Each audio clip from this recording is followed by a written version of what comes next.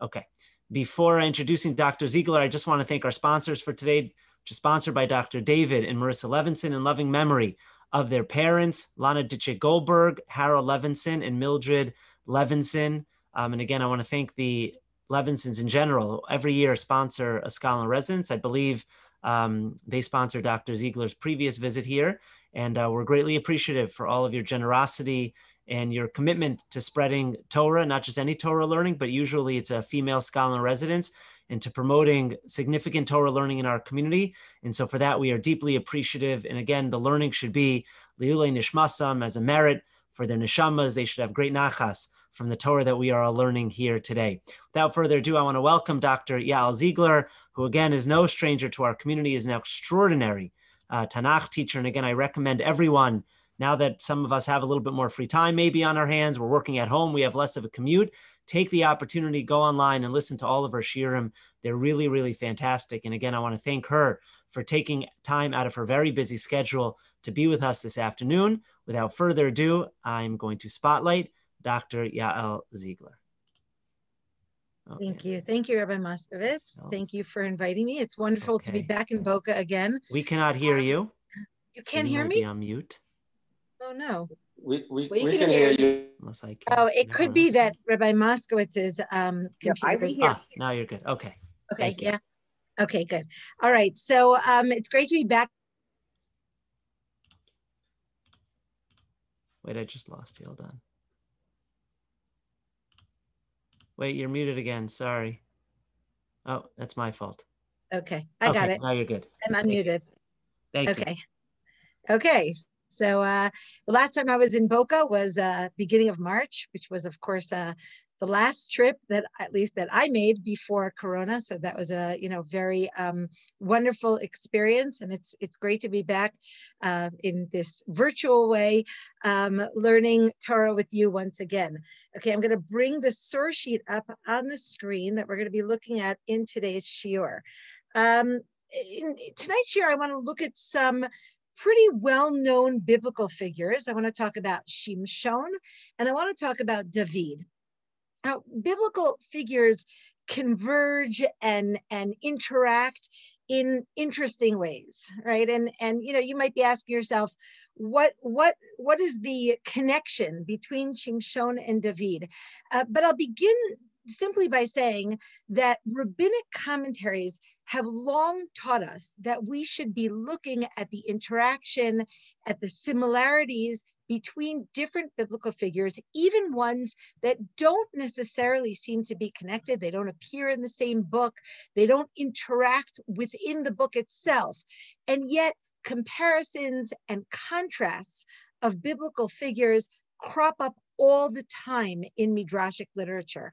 And so really the Chazal and the Midrashim teach us this kind of methodology that we should be using when we examine different biblical figures, and that is that we should be comparing them. We should be looking at these different figures, one in light of the other. Now, sometimes the Midrashim are interested in how similar these characters are, right? So similar characters or similarities between different biblical figures can oftentimes draw our attention to the core of that character's persona, his central challenge or her central challenge, their central accomplishments, what it is that the story is really about. I'll give you just a couple examples that I'll throw out there as to different figures that, different Tanakh figures that are compared in different Midrashim.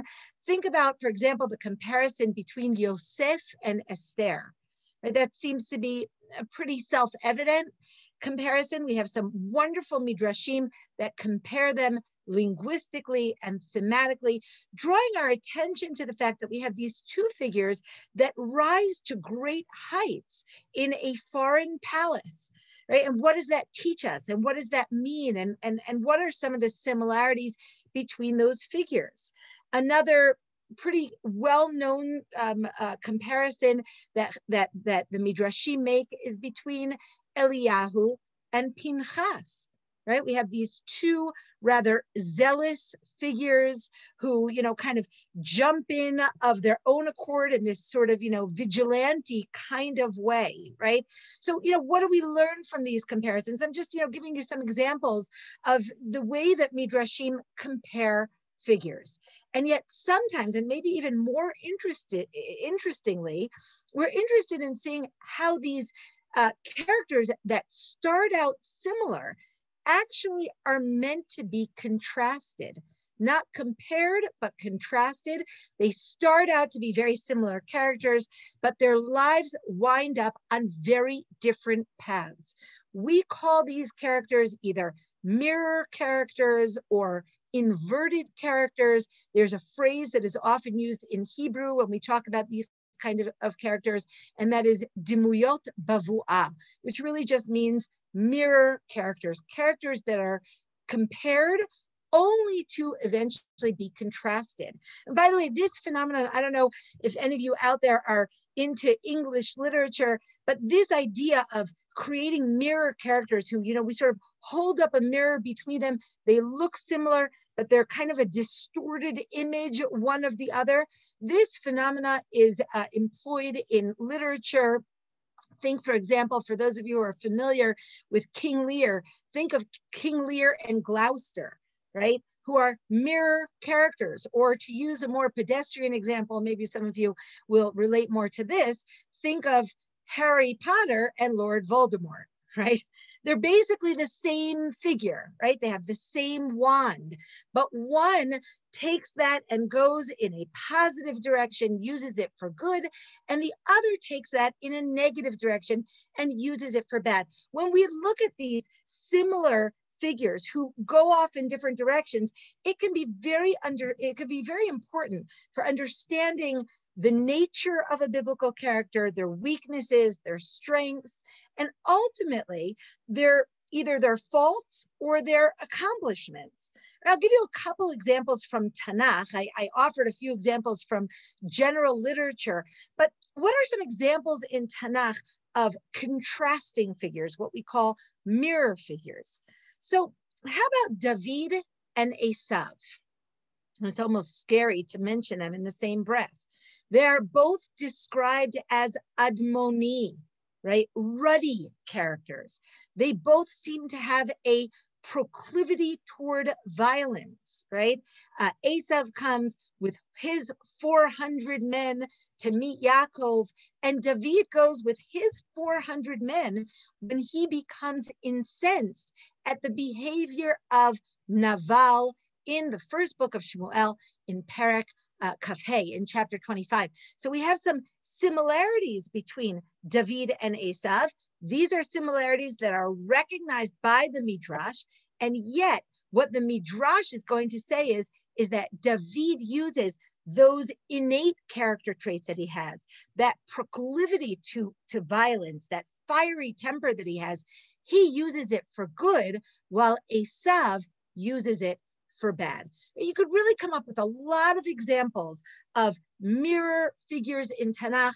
I'll throw out two more, but I'm not going to develop them. I'll just throw them out for your own thoughts. One is Shimon and Levi, right, who are described in the story of Dinah in Shechem as acting in a very similar way. Yaakov, when he gives out the blessings to his sons, he actually curses them both, right? He says, Achimeim, Klei Chamas, Mecherotehem, right? They are brothers. They are, they have these like sort of instruments of passionate violence.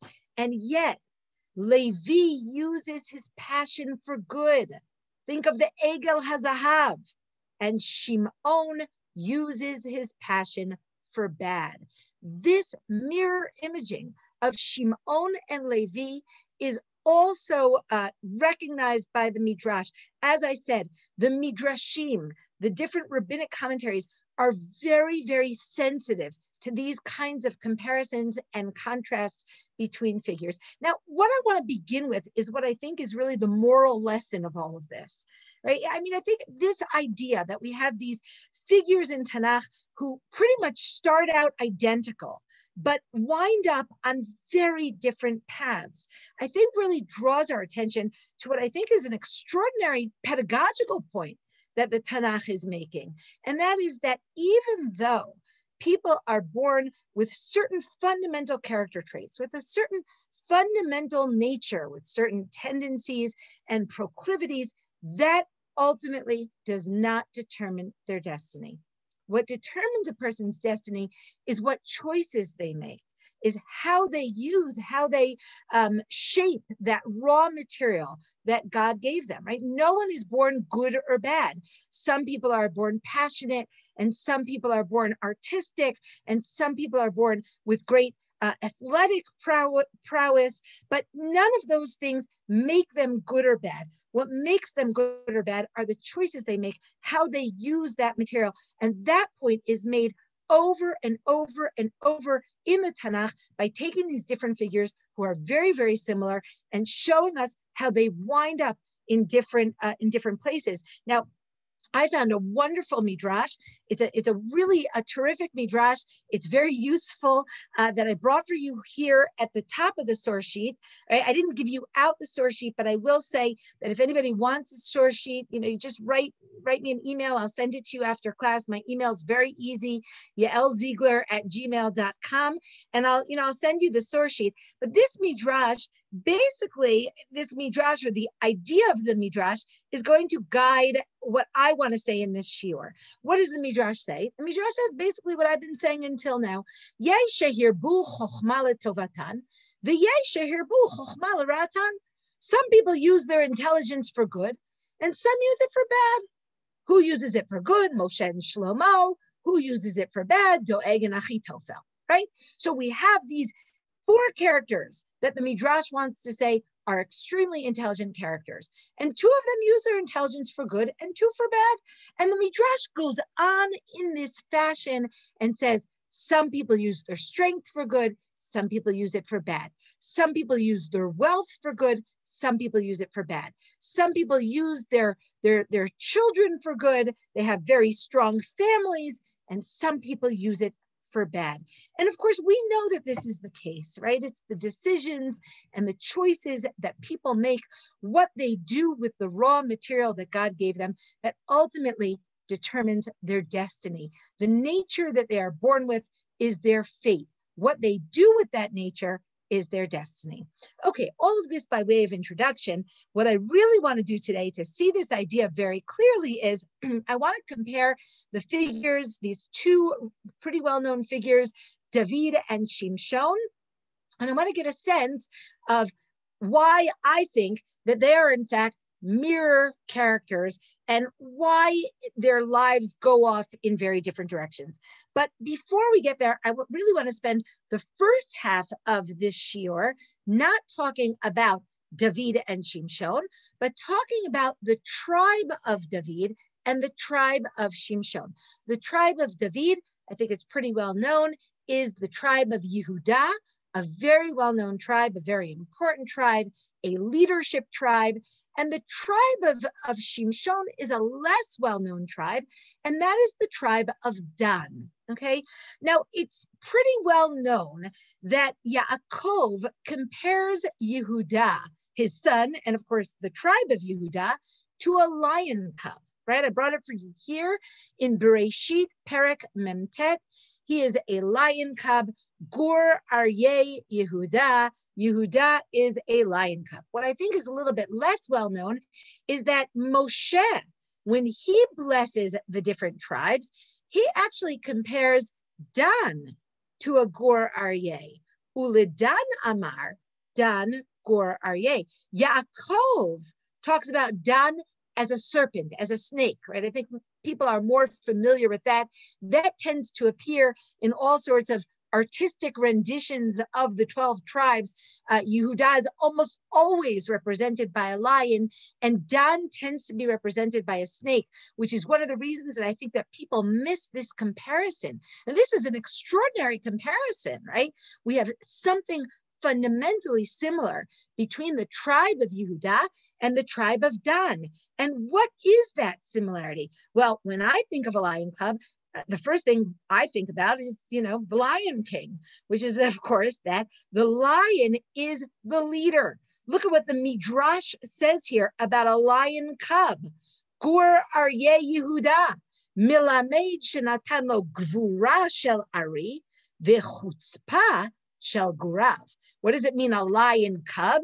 He has the strength of a lion and the chutzpah, the audacity of a cub. Okay, so that's the nature of these two tribes. And the question I really want to start out by asking is, why do we need two tribes with the same fundamental trait, with the same fundamental nature, and particularly a trait which is a leadership quality, right? Why do we need two leonine tribes? This seems to be a recipe for disaster. I can tell you as a mother, I assume that many parents would be thinking this. You don't want to have two lion cubs in one family, right? Two leaders seems to be pretty much a formula for lots of conflict. And here we have, in the family of Yaakov, in the family of Am Yisrael, two different tribes that have the same traits. So I want to suggest two possible reasons that we might have these two leonine tribes. One is that sometimes we want extra power. We want to have the power of Yehuda and Dan working in conjunction one with the other. If one lion-like figure represents strength, well, two lion-like tribes, when they work together, that's dynamite. Okay, we're going to see that. I mean, that's the reason I'm bringing this suggestion, is because I think that there are several interesting biblical contexts in which these two tribes, the tribe of Yehuda and the tribe of Dan, are meant to work together to give this kind of extra powerful push to whatever project they are undertaking. And the other suggestion that I want to make is that, Yehuda, being a lion-like figure, a lion-like leader, is not necessarily a formula for success. Being a lion-like figure is dangerous, right? What if he fails? Well, perhaps we need a backup plan. If Yehuda cannot be an effective and good leader, well, we have Dan waiting in the wings to replace him. Okay, so those are my two thoughts, both of which I'm going to a little bit develop in this shiur. In terms of my first thought, that perhaps sometimes there are certain situations in which we want Yehuda and Dan to work together in order to bring about some kind of explosive energy. That idea is very much promoted in several midrashim. Now, I brought you one of them. The midrashim are not necessarily based on the pshat, on the simple meaning of the text. Oh, before I get to the midrash, I just want you to see that in this description of the encampment of the tribes around the Mishkan, we have several different leader-like figures, right? So Yehuda functions as a leader of one group, and look at that, Dan functions as a leader of another group. So we know that Dan is a leader-like tribe. You see where my cursor is, right? Here is the way that they encamp around the Mishkan in the desert, the different tribes. But now I want to turn our attention to the following midrash. This midrash tells us, it's not necessarily based on the simple meaning of the text, but the midrash tells us that when Yosef wanted to take Binyamin, as a slave, Yehuda became enraged. This is, of course, one of the stories in Bereshit. Yosef is the ruler of Egypt, and his brothers don't recognize him, and he's kind of testing out the brothers, and he says, I'm going to take Binyamin as a slave. And the Midrash tells us Yehuda became enraged and roared in a great voice. And Hushim, the son of Dan, heard and leaped from the land of Canaan and came to Yehuda. What we have here are lion-like images in this Midrash. Yehuda roaring like a lion.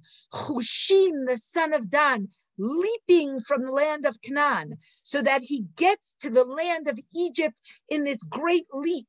And look at what the Midrash continues and says, the two of them roared together and Egypt seems likely to overturn.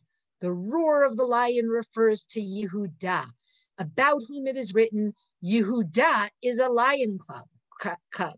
And the cry of the lion is Hushim, the son of Dan, both of whom are compared to lions. So what this Midrash is recognizing, right, leaving aside that it, sort of strays from the simple meaning of Bereshit, what this Midrash is recognizing is that each of these tribes has tremendous power because they are lion-like tribes.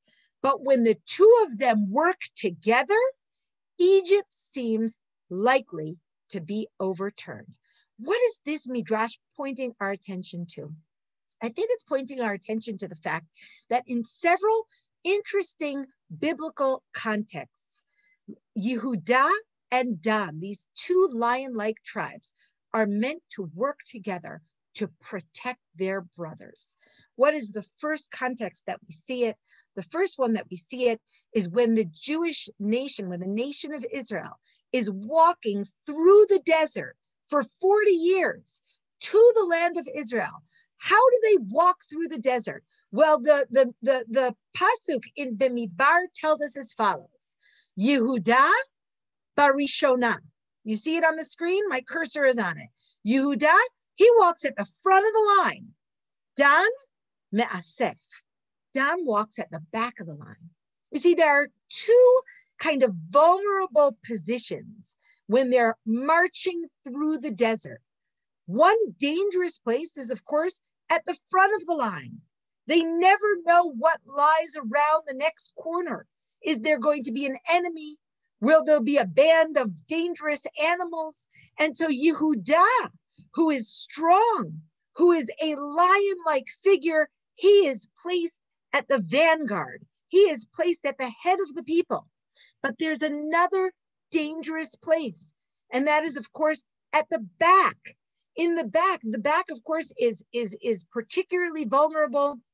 That's where all of the weaker elements of the nation kind of fall back to: the sick, the young, the elderly, the pregnant women. They sort of, fall to the back of the line, and it is Dan who is placed there to protect them. Don't forget that when Amalek attacks the nation in the desert, where does he come from? Vayizanev becha, it's called nechashalim acharecha. He cuts you off from the tail, going for all of the weak people. It is Dan who is placed at the rear guard in order to protect the nation of Israel from their back, right? So we have Yehuda in the front, Dan in the back. They are placed in the vulnerable spots in order to protect the people. Now, I think what's fascinating about this description is that it reappears in the inheritance, in their nachalot, in their land portions in the land of Israel. Look at this map that I brought for you here. Okay, look at where Yehuda is. Yehuda's on the southern border. Okay, he is obviously the buffer zone between Israel and Egypt, right? Egypt is a very dangerous bordering enemy, and therefore Yehuda is placed there in order to protect the people from Egypt. Where is Dan? Well, Dan's a little complicated because Dan gets two portions in the land. But let's start with this. Look where Dan is here. In the northern portion of the land. He is in the northeast. In other words, he is in the most vulnerable place in the north. Don't forget, mitzafon tipatach hara'ah. The evil comes from the north. The Assyrian Empire attacks them from the north. The Babylonian Empire attacks them from the north. Look at that. Yehuda and Dan, our two lion-like tribes, are placed on the two borders, right? They are placed exactly the way that they were placed in the desert. They're placed in order to protect the tribes of Israel from marauding enemies. And look, this midrash in source number 7 that I brought for you here basically says that. Dan gur aryeh. Why are we told that Dan is a lion cub? Milamed shesamuch lesfar. It teaches us that he's adjacent to the border. Anyone adjacent to the border must be compared to a lion. We need our lion-like tribes to protect us from external enemies. And yet there is something else that I think that needs to be pointed out, and that is that I mentioned it before. Dan gets 2 portions in the land. He is in the northeast, right, where Tel Dan is. I'm sure many of you have gone on the tiyul of Tel Dan on a hot day. It's particularly shady, but it's also where the Dan buses are. You see that? Where my cursor is? In the southwest. That's where the other tribal portion of the tribe of Dan. It's very interesting. Dan is the only tribe not to get contiguous territory. He gets 2 separate inheritances. Why is Dan placed here? I think for a very simple reason. The first existential threat that the people face when they come into the land of Israel is not coming from the north. It's not Assyria. It's not Babylonia. It's not any of the northern enemies. It is the Plishtim. You see where my cursor is? The Plishtim. That is an existential threat. The Philistines who live in Gaza, in Ashkelon, in Ashdod, in Gat, in Ekron. And look at the 2 tribes that buffer between the Philistines and the rest of the people. It is Dan and Yehuda. Together, they are meant to engage in a cooperative effort to protect the people, to protect the nation from the Philistines, who are really an existential threat. So what we've seen so far is that we have these 2 lion-like tribes, Dan and Yehuda. They are meant to be working together at the vanguard, at the rear guard, in the front, in the back, in the north, in the south. They're meant to join together in a protective role in order to protect their nation from any dangerous enemies. And they can do this together because together they are dynamite. They are 2 lion-like tribes that are working together. I want to say 2 more things about the way that Dan and Yehuda are meant to use their lion-like qualities. And the first one comes from this source number 8, Shemot Perek Lamed Aleph. Another situation in which these tribes work together is not in a protective role, but rather in a spiritual role. That lion cub-like quality also has the necessary amount of passion to rally the people together to properly serve God. And look at the way that Yehuda and Dan work together in Shemot Lamed Aleph. They work together to lay the foundations of the Mishkan. These are the 2 craftsmen that are appointed to build the vessels of the Mishkan. Bitzalel ben Uri ben Hor, who is from the tribe of Yehuda, and Ohaliav ben Achisamach, who is from the tribe of Dan. Look at them. They are working together to build the Beit HaMikdash, or to build the tabernacle, the Mishkan. And the Ibn Ezra quotes the Rasag. He quotes Rav Sadia Gaon saying, Ki nivcheru ele shnehem ba'avur sheshivtam nimshal le'aryeh. They were chosen because they have this lion-like quality in common. The Ibn Ezra doesn't agree with Rav Sadia Gaon, but he brings this idea of Rav Sadia Gaon. And this next midrash in source number 10, which I won't read inside, points out that not only was the tabernacle, was the Mishkan made by these two tribes, but so was the temple, so was the Beit HaMikdash, and the Midrash brings evidence from the Psukim. We won't get into that evidence right now. I just wanted to note that their leadership, the leadership of Yehuda and Dan, relates not just to the military realm, to the protective physical realm, but also to the spiritual realm. They are meant together to lay the foundations for proper worship of God. Now, the third and the last point that I want to make about these two tribes working together is actually not a point that is made in the Tanakh, but rather it's made in the Midrashim. And we're going to see it in several Midrashim, but I brought it for you here in source number 11 in Bereshit Rabbah. And the Midrash says as follows: Gur Aryeh Yehuda. Yehuda is a lion cub. Amar Rabbi Chama bar Chanina. Ze Mashiach ben Yosef. This is what is meant to produce the ultimate Messiah, the ultimate leader. And look at what the Midrash goes on and says. We all know that Mashiach is supposed to come from the tribe of Yehuda. But look at what the Midrash says. Sheyatza mishnei shvatim. That this Mashiach is actually meant to come from two tribes. Aviv mi Yehuda. His father is from Yehuda. That's why he is known as a Judean figure. Ve'imo mi Dan. But his mother is from Dan. Uvishnehem katuv arayot Gur Aryeh Yehuda, Dan Gur Aryeh. This is another midrash that recognizes that they share this common quality, this shared quality of being lion-like, and that if you combine these two tribes, you can produce dynamite. What is dynamite? Mashiach ben Yosef.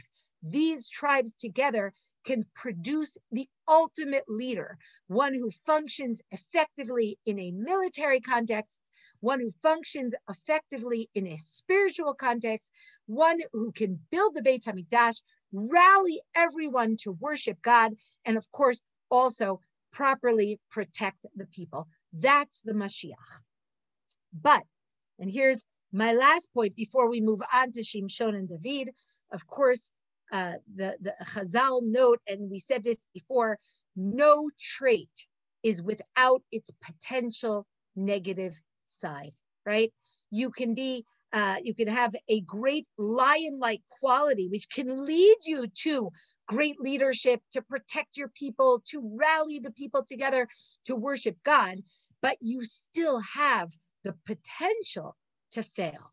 And look, the danger of the lion cub is that he's prone to violence, and he's prone to using that violence in a negative way, to using that power that God gave him as a gift, not to serve others, not to serve God, but rather to serve himself. Look at this midrash. This midrash picks up on the moment when Yehuda comes before his father with Joseph's cloak that has been dipped in blood. And Yosef and Yaakov says, whoa, kitonet bini, that's my son's cloak. Chaya ra'a achalatu, a wild animal has consumed him. And the Midrash says, Yaakov thought that Yehuda killed Yosef.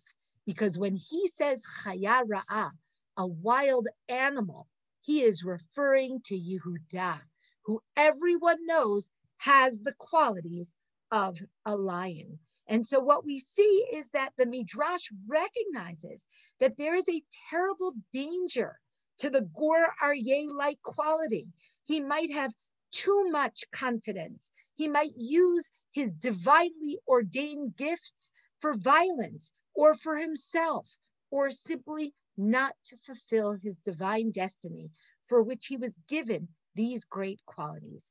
And so I think ultimately what it boils down to is that each Gur Aryeh, every person who is born with that type of quality or any type of quality, must consciously, self-consciously use his gifts that he was born with And the questions that we're going to ask when we meet a figure in Tanakh that has certain qualities, that is born with certain gifts, the question that we're going to ask is, will he use these gifts for good or will he use them for bad?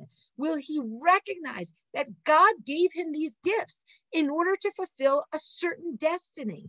Will the Gur Aryeh, the person who is born with these strong lion-like traits, use that passion for violence, for himself, for personal gain, or to serve God and the nation? Now, in order to really see this point, I think that we're going to now turn to Shimshon and to David, to the two most famous figures from these tribes, from the tribe of Yehudah and from the tribe of Dan. And of course, what we note about these two figures, and what I assume some of you are already thinking, is that these two figures actually are not just from lion-like tribes, they actually both fight lions with their bare hands, right? Which of course is a result of them coming from these lion-like tribes, right? Of course, in Shoftim, Perek Yudalid, we're told that Samson and his father and his mother went down to Timnah. When he came to the vineyards of Timnah, a full-grown lion came roaring at him, and the Spirit of the Lord gripped him, and he tore him asunder with his bare hands, as one might tear a kid asunder, right? This is the famous story of Shimshon fighting a lion with his bare hands. And look at David, right? In the story in which David, oh no. Can you still see me? Can you still see? Yes. You can still see me, but can you still see the source sheet? Because I can't see the source sheet anymore. I can still see it. Okay, good. I don't know what just happened to my computer. Oh, it came back. Thank God. Well, we are so dependent on our technology today. Okay, so in the story in which David is introducing himself to Shaul as a potential candidate to fight Goliath, he says to Shaul, Shaul says, you can't go fight Goliath. You're too young. And David says to Shaul, no, I was a shepherd. And when a lion or a bear came and carried off a sheep from my flock, if it attacked me, I would seize it by the beard and strike it down and kill it with his bare hands, right? That already suggests to me that we are meant to compare these two figures, right? These are extraordinary stories. These are not regular stories. Two men in Tanakh that fight lions with their bare hands. In the minute that I began to think about this comparison, I began to notice that there's a strong parallel between these two figures. And I think it boils down to three different questions. With what do they fight? Who do they fight? Against whom do they fight? And what is their weakness? What is their Achilles heel? What's the negative side of their character? Well, with what do they fight? I think shows another really kind of unique parallel between these two figures. These are two figures who walk around without weapons, who stride through life with tremendous confidence, with a sense of fearlessness and confidence in their own strength. They grab whatever is nearest, whether it is a jawbone, a fox, a stick, a bunch of smooth stones from the wadi, and they use that to fight. But they don't use conventional weapons. They don't use the sword or the spear or the javelin. That's another point that I think gives us a sense of two very similar figures. Against whom do they fight? Well, we already noted that they fight lions. But in both of their cases, the lion foreshadows a battle with the Philistines, which is the real goal. Don't forget that when Shimshon is born, a divine oracle accompanies his birth, in which an angel tells his mother, "V'hu yachel lahoshia et Yisrael miyad plishtim." He will begin to save Israel from the hands of the Philistines. And David as well begins his career in battle with the Philistines. Now, I think that some of you are already thinking what is common about the kind of flip side, the weak side of their personality. I see Carolyn smiling. So I know that some of you are already thinking about this, right? Both David and Shimshon are passionate, charismatic personalities. While this passion and charisma can certainly be used to lead the people to fight Israel's enemies, it can be also used for their own personal aims, for their own personal gain. The downfall of Shimshon is because of his misused passion for women. And it's the same passion that is meant to be used for leadership. And of course, David's life goes awry after the story of Bathsheba, right? The same force of David's passion for God ultimately is his undoing when he channels it in a different direction.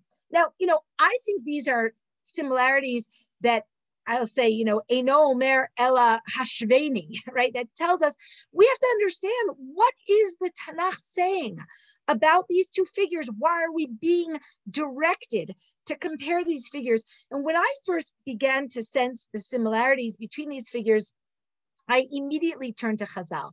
That's my modus operandi. When I see two figures who really strike me as being similar, and I never thought of it before, I immediately turn to the Midrash, because the Midrash is so deeply sensitive to these kinds of comparisons that it seemed to me highly unlikely that one with significance would be omitted by the Midrash. I already mentioned at the beginning of the shiur how many different comparisons appear in the Midrash. And in fact, I did find it. It's what led me to that wonderful Midrash that I opened the shiur with. Now, brace yourselves, because this is going to be a little bit of a harsh comparison. So, I'm not saying it. This is the Midrash saying it. But in that same Midrash that said, some people use their strength for good, some people use their strength for bad. Look at the examples that they bring. I didn't read it for you before because I was saving it for now. Some people use their strength for good. And some people use it for bad. David, the people who use it for good are David and Yehudah. The people who use it for bad, Shimshon, the Goliath, Samson and Goliath. I mean, this is pretty much the harshest midrash that I know of with respect to Shimshon. I mean, there are a lot of conflicting rabbinic approaches to Shimshon, which maybe we'll talk about in a moment. But this midrash is really, really critical, correlating Shimshon with the infamous enemy of Israel. That's pretty excessive, right? But I mean, for the moment, I'm more interested in the Shimshon as opposed to David correlation here. What is the point of this comparison? Where and why does Shimshon go wrong? In what context are we meant to understand these two, this kind of mirroring of these two characters? I mean, first of all, we already noted these two characters, David and Shimshon, they seem to be similar in temperament, similar in terms of their strength, in terms of their confidence, in terms of their potential, in terms of their battle against Philistines, which they're prepared for in their battle against a lion. But I want to say something else, and that is that I think that they're born in the same role, with the same goal, in basically the same time period. See, sometimes we miss it because they appear in different books. Shimshon is our last shofet. He's the last judge in the book of Judges. And David is the second king, right? He appears in the next book. But both of these figures are meant to function to end the period of the judges, to repair the period of the judges. The period of the judges is a terrible period. It's a period of chaos and lack of leadership, a period that yearns for a strong, centralized leader, a king, dare I say, a Mashiach, a savior, to fight the Philistines, to repair the societal dysfunction, to unite the people, to rally the people to stop worshiping idols and start worshiping God, to lay the foundations of the temple, of the Beit HaMikdash. Now, David succeeds here. There's no question that all the things that I just listed are things that David did. But Shimshon fails in this regard. Now, you could argue the finer points with regard to Shimshon. What are Shimshon's goals exactly? Does he accomplish them? Is he a successful shofet? Is he a failed shofet? You could argue those endlessly. Rashbam thinks he's a failed shofet. So does the Ramban. So does Nachmanides. Right? Others think he's a successful judge. One thing we purposes of our shiur, and that is that Shimshon may have succeeded in a very narrow sense, but he does not turn around the period of the shoftim. He doesn't pull the people out of the abyss. His story ends in chapter 16, and the book continues for 5 terrible, painful chapters. The next 5 chapters following Shimshon tell us of a situation of utter chaos. There's no judge, there's no leader, there's religious depravity, there's civil war, there's no temple on the horizon. Shimshon was positioned as the Gur Aryeh to lead them out of their terrible military situation, to unite them, to rally them for a spiritual tikkun, to serve God. Shimshon, in short, could have been the Mashiach. I mean the Savior. I don't mean the Mashiach in the end of days. I mean the Savior during the period of the Shoftim. And it's not just me that is saying this, because I want you to look at some of these, I think, wonderful midrashim that are basically saying the same thing. Look at this midrash in Bereshit Rabbah. It's a very early midrash that tells us that before Yaakov died, he was given a vision by God of Shimshon. This savur bo shehu melech hamashiach. And he said, wow, that's going to be the king. That's going to be the Messiah. That's going to save the people from the period of the Shoftim. And then God shows him Shimshon dying. And Yaakov says, Af zeh met? This one dies too? Lishuatcha kiviti Hashem. I can only hope in God, right? And this midrash is saying what I'm saying. Shimshon had the potential to be the Mashiach during the period of the Shoftim, to be that great leader who saves the people from a terrible period. Look at this very intriguing midrash. This midrash tells us that Shimshon, his father, came from a combination of Dan and Yehuda, right? This teaches us that Shimshon's father was from Dan, or really Shimshon's grandfather was from Dan, and his other grandfather was from Yehuda. That's a very intriguing midrash. The midrash reminds us of the previous midrash that I brought that told us that the Mashiach was going to come from a combination of those 2 tribes. Shimshon comes from a combination of those 2 tribes, and he, not David, could have been the savior of this period. But he's not. Don't forget, Shimshon has so much potential. He's born with a divine destiny. He's born as a Nazarite from birth, right? He's recognizably the spiritual leader walking around with the long hair. And he is the Me'asef of Sefer Shoftim, the last Shofet of Sefer Shoftim. Remember I said, if Yehuda fails, Dan is waiting in the wings to pick up the pieces. That's Shimshon. He's meant to pick up the pieces of Sefer Shoftim and to save the people. He doesn't. Why? How does it all go wrong? Why does the Midrash tell us that Shimshon fails where David succeeded? I don't have time to properly delve into Shimshon's story, but to understand Shimshon's failure, I think we really just have to ask ourselves one question, and that is, does he use his gifts self-consciously?